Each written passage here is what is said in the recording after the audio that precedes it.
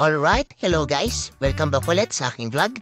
And for today's video, ay sasamahan ko tong mga tropa ko na pumunta sa DFA Tuguegarao. Kasi kailangan na daw nilang magka-passport. May balak kasi silang pumunta ng Japan. Alright! At yung araw na rin yung appointment nila para ipasa yung mga documents na kailangan nila. At para mapicturean na rin sila doon. So ayun guys, heto pala yung mga documents na tinala ng mga tropa ko. Yan, DSA birth certificate. Tapos 3 valid ID daw para sigurado. Pinasirox po nila yan ng tig-3 kopya. Yung ID ay back-to-back. At etong 2 requirements na to, itong application form at e-receipt ay dinownload po nila yan sa email po nila at pinaprint po nila yan ng tig-3 kopya.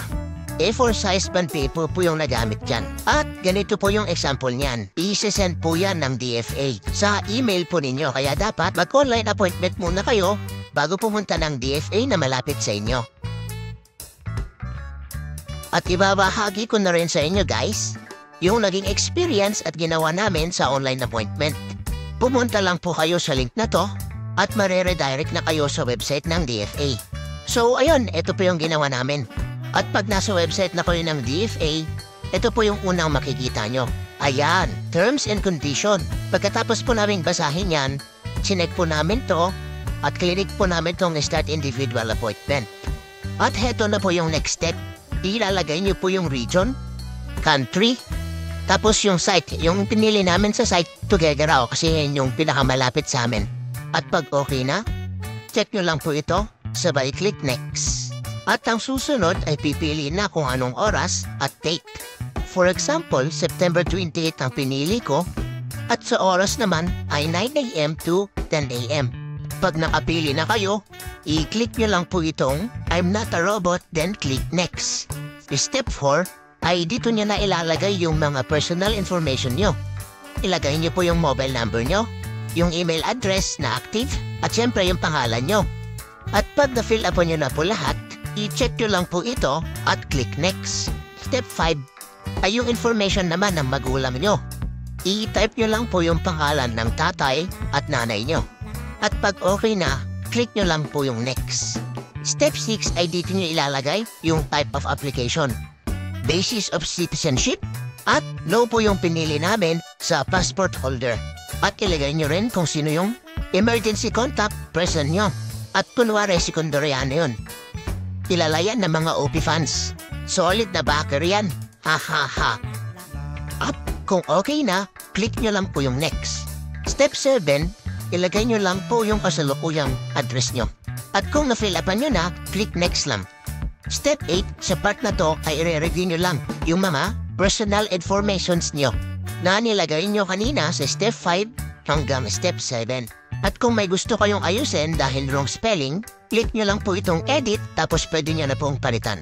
At kung na-double check nyo na lahat, check I'm not a robot, check nyo rin to, then confirm. Step 10, dito na kayo pipili kung anong processing type at payment method ang gusto nyo. At dahil hindi nagmamadali yung mga kasama ko, pinili nila itong regular processing na 950. At sa payment method naman, ay mas pinili ng mga kasama ko na magbayad sa bayad center. Kaya itong over the counter ang pinili nila. At kung nakapili na kayo, click nyo lang po itong pay now.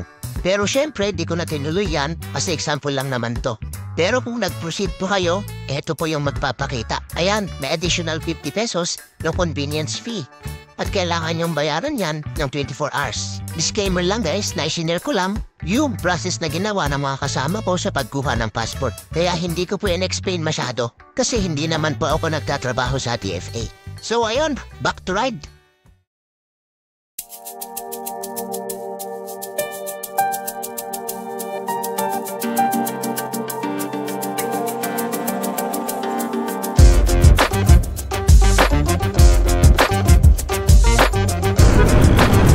Abot na!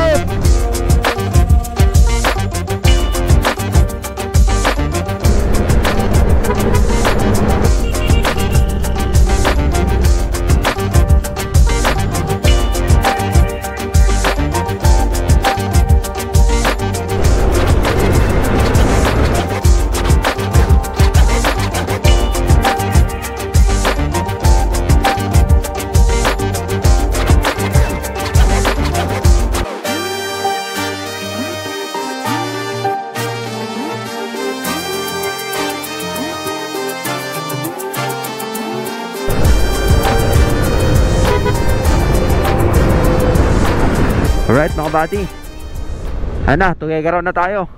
Time check 12:13 na. So maghanap lang muna kami ng pansiteria. Dito na kami sa Bunton Bridge. So dito na lang, tabing tulay, pansiteria. Alright, try namin dito kung masarap.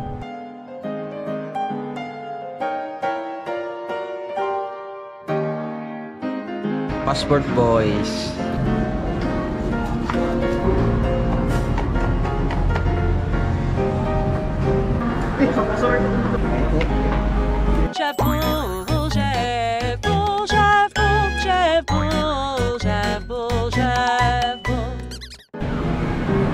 Kabanat.